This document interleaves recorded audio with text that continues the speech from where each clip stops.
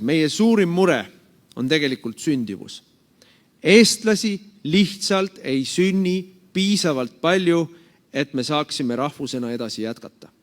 Lihtsalt ei sünni ja sellega ei ole võimalik tegeleda kusagil kauges tulevikus, sellega on vaja tegeleda praegu. Kui meil praegu sünnib 7000 last aastas, siis meil 2 põlvkonna pärast ehk 50 aasta pärast on eestlasi järel 600-700 000 ja 100 aasta pärast 300-400 000.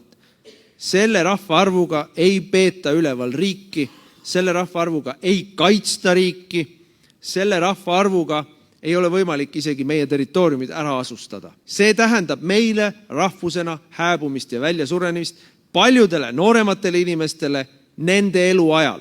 Nii ei saa jätkata.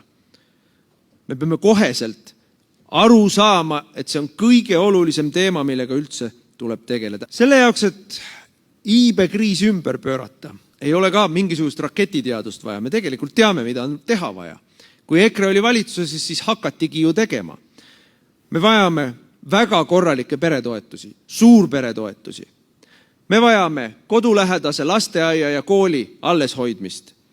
Me vajame seda, et oleks taskukohased huviringid lastele. Me vajame automaksu kaotamist. Me vajame noorele perele oma kodu. See on see, mis aitab meil saada üle iibekriisist. Noor pere peab saama kolida oma koju, kus ta saab hakata kasvatama oma lapsi.